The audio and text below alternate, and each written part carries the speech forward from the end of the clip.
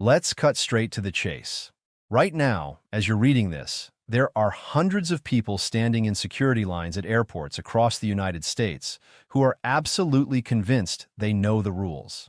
They've packed their liquids in a quart-sized bag. They've taken off their shoes. They have their ID ready. They believe they've got it all figured out, and a significant number of them are about to be pulled aside, their meticulously planned travel routine thrown into chaos, their blood pressure skyrocketing, all because of a security rule they either misunderstood, ignored, or never even knew existed.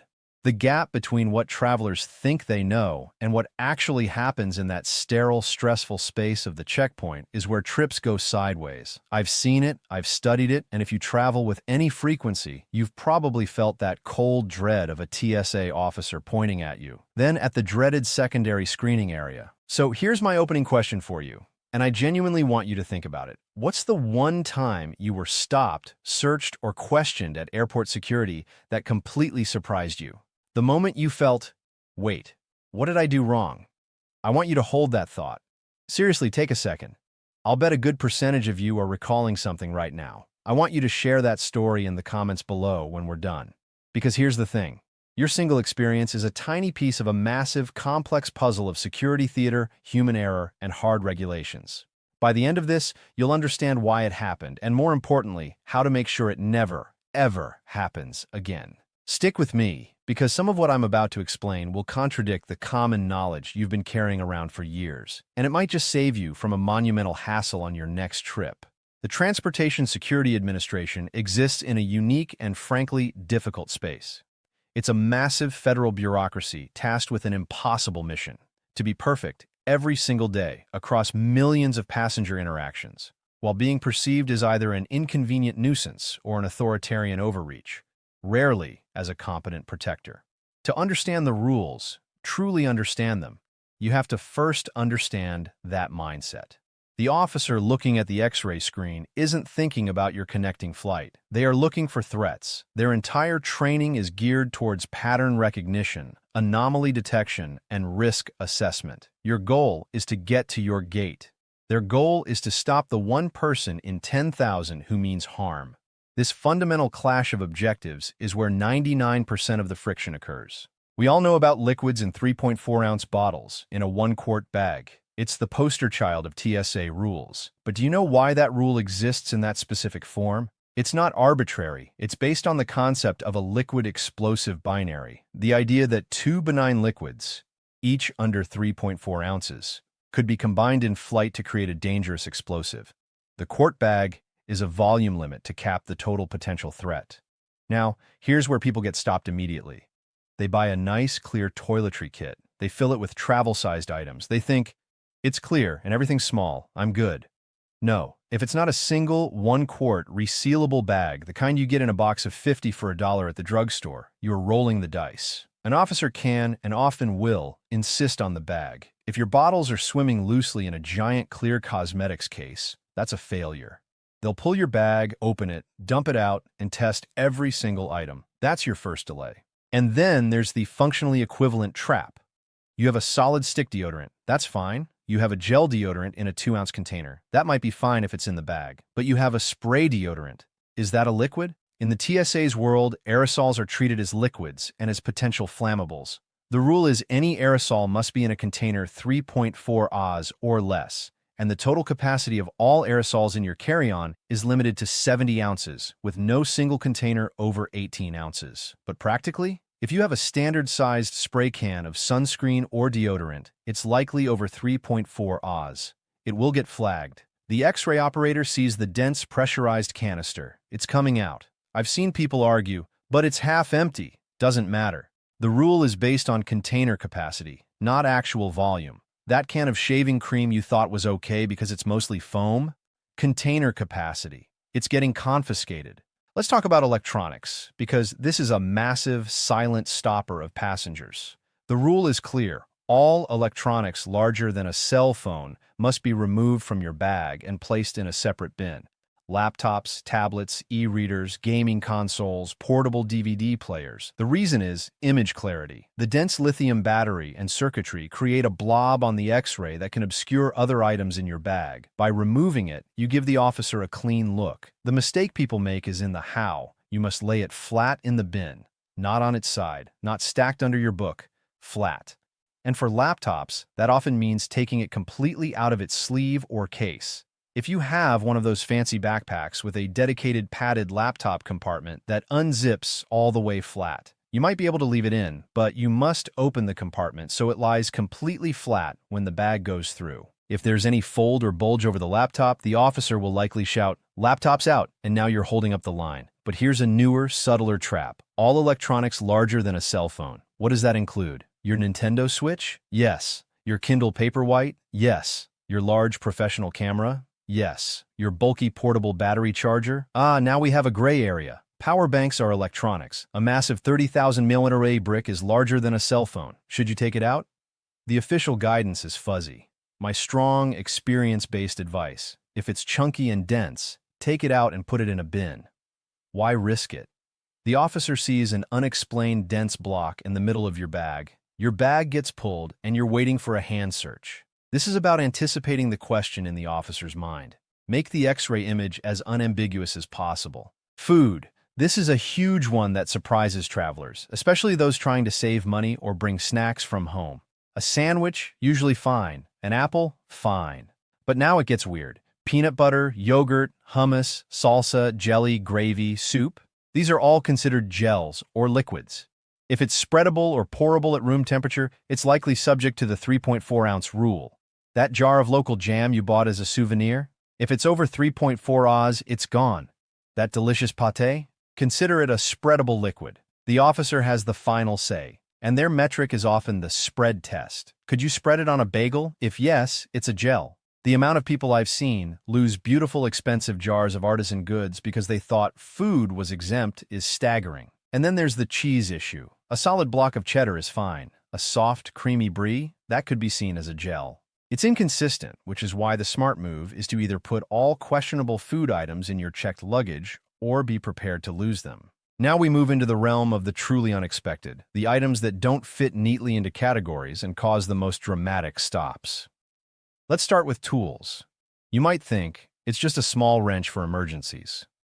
The TSA rule is that tools longer than 7 inches are prohibited. Screwdrivers, wrenches, pliers. But here's the catch. Even a tool under 7 inches can be deemed dangerous if the officer believes it could be used as a weapon. A heavy, short wrench could be a bludgeon. It's a judgment call. Do you want to hinge your travel on a TSA officer's subjective judgment at 7 in the morning? I don't. The safest policy is no tools in carry-on, ever. Put them in checked baggage. The same goes for sporting goods. A baseball bat is obviously out. But what about a hockey stick? Out. Golf clubs? Out. But a small, heavy souvenir baseball bat from the Hall of Fame? That's a weapon. It will be confiscated.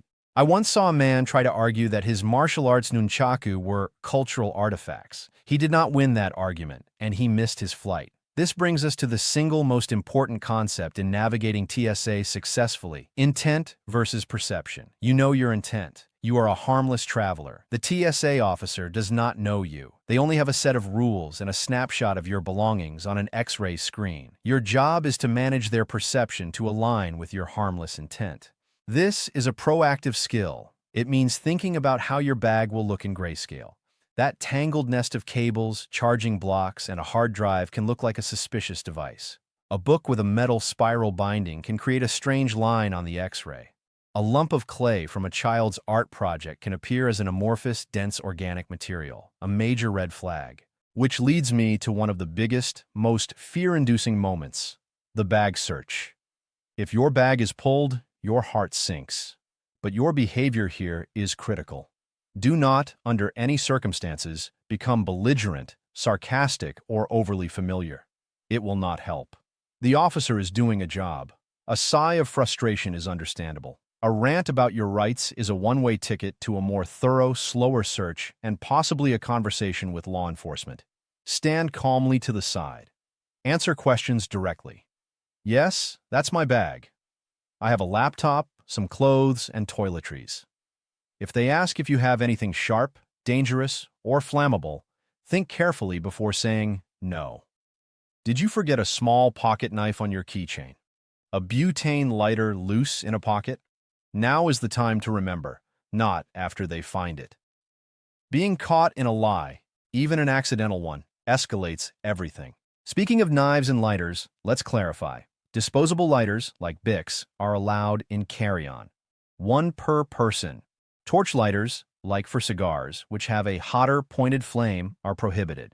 Matches are allowed in carry-on, but only safety matches. Strike anywhere matches are prohibited. As for knives, the rule is brutally simple. If it has a blade, it's likely out. No pocket knives, no Swiss Army knives, even the tiny one on your keychain. No utility knife blades. I don't care if the blade is an inch long, if it's pointed and can cut, it can be confiscated. I've seen grandmothers lose their tiny sewing scissors because the blades were over 4 inches from the pivot point. The measuring card comes out, and if it fails, it's gone. The only exception is round-bladed butter knives or plastic cutlery. Now let's talk about the body scanner and the pat-down. Two of the most intimate and disliked aspects of security. The Advanced Imaging Technology Scanner is not an X-ray of your body. It uses millimeter wave technology to create a generic avatar outline and highlights anomalies on that outline. The key word is anomalies. It's comparing your silhouette to a standard template. Anything that breaks the smooth contour is flagged. This could be a wrinkle in your shirt, a money belt, a bulky seam, a medical device, a knee brace, or yes, sweat or moisture in an unfortunate place. The machine flags it, and a pat-down is required for that specific area. You have rights here. You can opt out of the scanner entirely. You have that legal right, but you must understand what that means. You will receive a thorough, manual pat-down by an officer of your gender. It will be comprehensive. It will take time. If you opt out, do so politely. Say, "I opt out for the scanner," and request a pat-down. Don't make a scene. The pat-down is protocol. The officer will explain what they are going to do before they do it. They will use the back of their hands for sensitive areas. You can request it to be done in a private room. You can have a witness present. Knowing these options ahead of time removes the panic and feeling of violation. It becomes a procedure, not an assault. Medical items and disabilities are an area where knowledge is power. You're allowed to bring all medically necessary liquids, gels, and aerosols in reasonable quantities exceeding 3.4 ounces. This includes prescription medications, saline solution, gel ice packs, and liquid nutrition.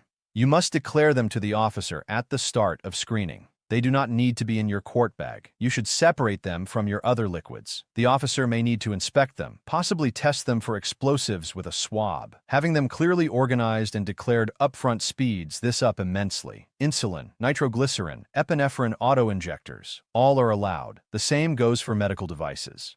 A CPAP machine does not count as your personal item or carry-on. It is a medical device. Inform the officer. They may need to swab it. The goal is to communicate, not to hide. Children's items bring their own unique chaos. Formula, breast milk, toddler drinks, and baby food are allowed in reasonable quantities exceeding 3.4 ounces. You must declare these for inspection. They may be tested. Strollers and car seats go through the X-ray or get a hand inspection. The rules are generally accommodating, but again, declaration is key. Don't just assume the officer will know that giant bottle is for a baby. Tell them. One of the most common and most frustrating reasons for being stopped is something you can't even see. Residue. Explosive trace detection, ETD swabbing. The officer will wipe your hands, your luggage, your laptop, or your shoes with a small cloth and insert it into a machine that detects microscopic particles of explosives. What sets it off? Not just bombs, fireworks residue, certain fertilizers, common if you've been gardening or golfing, gunpowder from a recent shooting range visit, and some types of pharmaceutical or chemical manufacturing byproducts. If you've been near fireworks or at a gun range, wash your hands and bags thoroughly before traveling. If the machine alarms, you haven't been arrested. It means you require additional screening. Stay calm. Answer questions honestly. "I was at a fireworks show last night" is a valid explanation that will lead to resolved screening. Clamming up or getting angry turns a minor procedure into a major incident. Clothing choices matter more than you think. Wear shoes that are easy to slip on and off. Avoid belts with large metal buckles. Empty your pockets completely. Not just your wallet and phone, but receipts, gum wrappers, coins, all of it.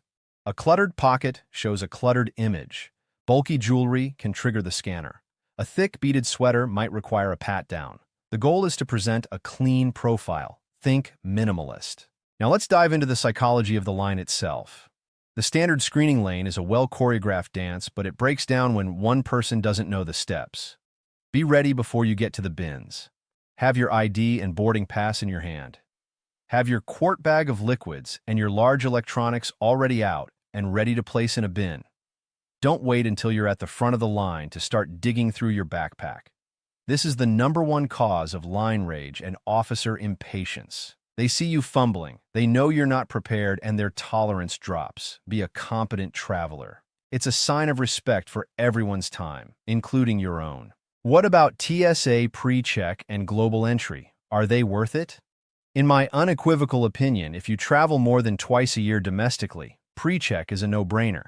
It's not just about keeping your shoes and belt on and your laptop in your bag. It's about being in a lane with other people who generally know what they're doing. The throughput is faster, the stress is lower, the background check and interview process filters out a lot of the uncertainty. But, and this is a huge but, pre-check is not a guarantee. You can still be randomly selected for standard screening. Your pre-check can be revoked if you violate rules, and you must still follow the core regulations. You can't bring a 12-ounce shampoo just because you have pre-check. It's a smoother process, not a rule exemption. International connections within the U.S. are a special kind of purgatory. You've cleared passport control, gotten your luggage, and now you have to recheck it and go through security again for your domestic leg. All the TSA rules apply fresh at this point. Any liquids you bought in the duty-free shop abroad. If the bag is sealed in a STEB, security tamper-evident bag, and you have your receipt, it should be allowed through. But if the seal is broken, or you've opened it, those liquids now count toward your limit and must comply with the 3.4-ounce rule. That liter of whiskey you got for a song, if it's not in a sealed STEB, it's gone. Also, any souvenirs you picked up, a decorative dagger, a large liquid souvenir, that were fine in your carry-on the international flight may now be prohibited for the domestic segment. You are back under TSA jurisdiction. The role of the TSA officer's discretion cannot be overstated. The rules provide a framework, but the human being applying them has leeway. Their mood, your attitude, the airport's current threat level, the volume of traffic, all of these subtly influence the outcome. This is why consistency is so maddeningly elusive. You might fly through with the same item 10 times, and on the 11th, it's confiscated. The officer on the 11th day is within their rights. Arguing that "they let me through in Denver" is meaningless. It's like arguing with a cop that you've sped on this road before and never gotten a ticket. It holds no water. Your best defense is to stay within the unambiguous center of the rules, not to skate along the gray edges. Real-world consequences extend beyond missing your flight. If an officer finds a prohibited item, they have choices. They can allow you to 1. Voluntarily abandon it, throw it in the amnesty bin. 2. Take it back to your car or check it in your luggage, if time allows and you have checked baggage. 3. Mail it to yourself via an airport mailer, often expensive. 4. Have a non-traveling companion take it. If the item is clearly a weapon or a deliberate attempt to circumvent the rules, they can refer you to law enforcement. That means police, possibly citations, and a permanent note in your travel records. For something truly dangerous or suspicious, like a suspicious powder or a device, the entire checkpoint may be shut down, the bomb squad called, and you will be detained. This is not hyperbole. It happens. I want to circle back to the question I asked you at the beginning. The surprise stop, the confusion. After all this, does it make more sense? Perhaps your bag was pulled because of an uncharged laptop. Did you know the TSA has the right to ask you to power on any electronic device? If you can't, they can confiscate it for further inspection, as it could be a hollowed-out shell containing something else. Maybe you were swabbed and it alarmed because of that new hand lotion you used. Maybe your coat had forgotten fishing weights in the pocket from a trip 6 months ago. Every anomaly has a source. The ultimate takeaway is this: security is a process of reducing variables. The TSA is trying to reduce the variables of threat. You should be trying to reduce the variables of delay and hassle. Pack with the X-ray in mind. Organize your belongings so they create a clear, uncluttered image. Declare anything unusual up front. Know your rights and exercise them calmly. See the process from the other side of the conveyor belt. It transforms the experience from an adversarial confrontation into a cooperative, if inconvenient, procedure. Travel is about movement, about freedom. The airport security checkpoint is the modern gatekeeper to that freedom. It is imperfect, it is frustrating, and it is absolutely necessary in the world we live in. By understanding not just the what of the rules, but the why and the how, you reclaim a measure of control. You move from being a passive subject of the system to an active, informed participant. You won't just get through the line faster, you'll get through it with your dignity and your blood pressure intact. And maybe, just maybe, you'll have a story for the comments that's about watching someone else get stopped while you glide through, knowing exactly why.